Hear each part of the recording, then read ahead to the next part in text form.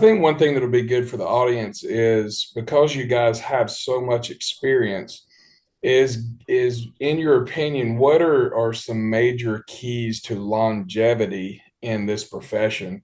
Because it is a difficult profession to go as long as you guys have. It can be really physically demanding and those kind of things. So kind of just talk about longevity and what you think is important there. I think the one key is you got to keep learning. If you ever get to that point where you think you have all the answers, and everything kind of goes in circles, but you've got to continue. And coach would probably say this. When you're and you too, when you're coaching a sport and you're trying to do the strength stuff, you're not you're good at may can be good at both, but you ain't great at either. And so I know that when I got out of coaching football and this went straight strength, I became a much better strength coach because I was able to learn. I was able to watch videos. I was able to read more. I was able to do research. And I think that's key. A lot of times people are doing the same exact thing that they did 5 years ago or 10 years ago, but there's a lot of things that have changed. And so you've got to continue to be growing always. Yeah, Coach, I will certainly echo that. I think that's one of the benefits, one of the great benefits of our profession is you always can learn. You can learn something every day if you really want to. Uh, Another aspect I think is you really, really have to prioritize what's important in your life. I know is because our profession will eat you alive if you let it. And like a lot of young coaches, man, I never left school. I didn't go see my daughters play or their band stuff. I mean, it was just I was afraid that if I wasn't there, the building would collapse. And it took a long time to realize that you have to really, if you're going to stay in this and be effective and sharp, you've got to prioritize. You have to obviously our faith is first. You have to make time for your family, and then third on the list is I call it football, but it's our profession. So I think once you can come to grips with that, and you can do all that stuff, I think that's an actual critical component of staying in this business a long time. Yeah, I would agree with both of those things, especially the continuing to learn. I learned something probably new every single day. So if you're not keeping on top of all that stuff, you go months without reading an article or watching a video. I think you actually lose a lot. And I also think it's taken me forever to realize that I need to prioritize things other than work.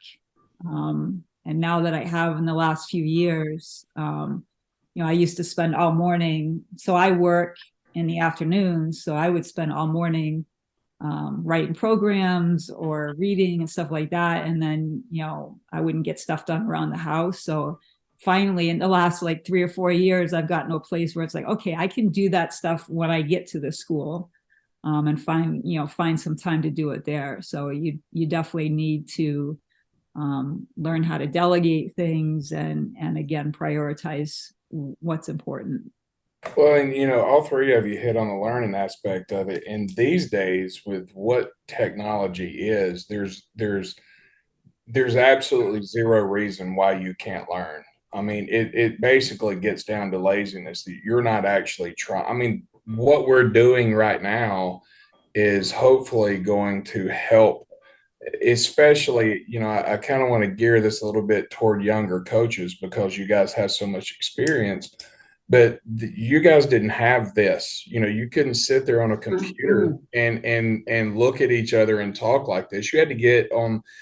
A lot of young coaches don't even know what long distance calling is. So, there was no way that I would know who Red Brock. I wouldn't know him, unless I went to a clinic or something and we met. So I agree with that, wholeheartedly. What you guys were saying with that. I didn't know probably when did the NSSCA start? 2016? Mhm. Yeah, 16, 17. I read an article, I don't even remember what it was on, but it was a blog post by Fred Eves. And I ended up sending him an email and asking him a question. And he said, "What's your phone number?" And in 5 minutes, he was on the phone with me. And we talked for maybe 45 minutes to an hour. So I didn't even know outside of the state of New Hampshire that all you all existed out there. I kind of felt like I was on an island. And now through this organization, I've met so many people, and people are so open and willing to share. And that's definitely what I would say is one thing if you're a younger coach is to reach out to other coaches, go visit. I've made it to all the colleges within, an hour drive of me, just to go and watch and learn. But that's, you have to reach out. And I would echo that. And I'd also say that as a young coach, find a mentor, find someone that will pour into you. And I'll go ahead and tell you, I'd be willing to bet that any of these three guests would do it. And I try to help as many young people as I can. That is a huge thing. Find somebody that'll pour into you, and you can call and ask questions to. I actually have a question that I would be willing to bet a lot of young coaches, we're going to get to it in a minute, have a question about, and you guys have a wealth of knowledge. So we're going to go there in here just a second. So Coach Brock, Red started kind of going here, and this is a direction I wanted to go in. What has changed and what hasn't changed, and what is something that people think is new these days that you guys were doing way back when, right?